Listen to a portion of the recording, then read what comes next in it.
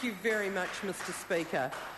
I have to say I was very disappointed with the last speech. Generally, Mr Burrows is a Member of Parliament that this side thinks has got integrity, but Mr Burrows was very selective in the figures he was quoting there. I particularly want to note, for the record, while he was talking about the $10 a week in policy that Labor has announced, that's $10 a week in terms of the first $5,000 being tax-free.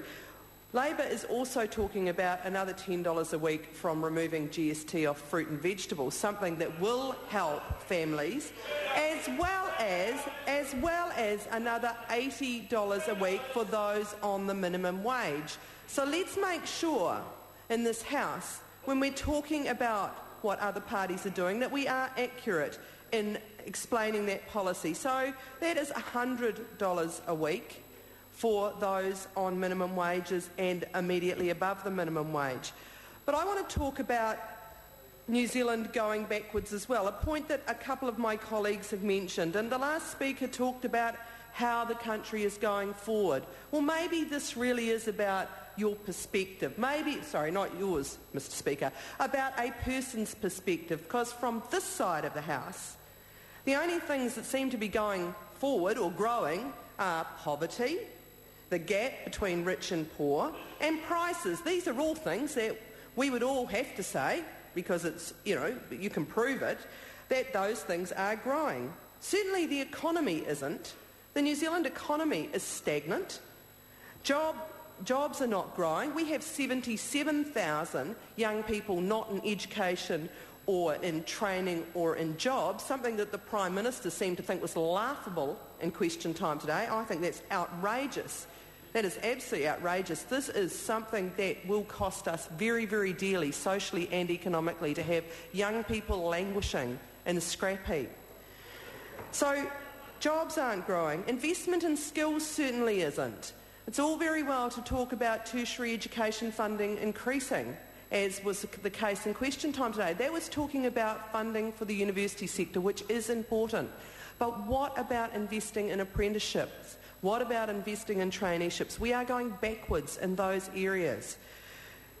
Also, what isn't growing is wages. And the 25 cents per hour on the minimum wage was absolutely disgraceful. And people on the streets in Auckland know that it is impossible to live on the minimum wage. I have yet to find somebody who will say to me that that is possible to live in Auckland on the minimum wage. And certainly 25 cents per hour in the face of rising prices was just a complete and utter slap in the face for those people who are struggling to make ends meet.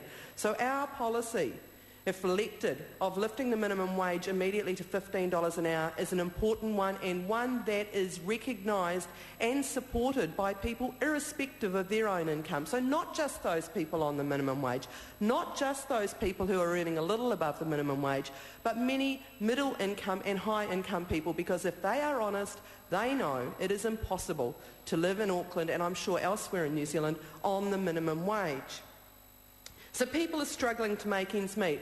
And the government actually had a choice about this. It wasn't like this has just, happened in an evolutionary sort of way or with no action. The government chose to make it worse. The government chose to give big tax cuts to those on the highest income at the same time as lifting GST, which would obviously put pressure on those that are already struggling by leading to price rises throughout our economy. And that is exactly what has happened. And let's talk about some real people.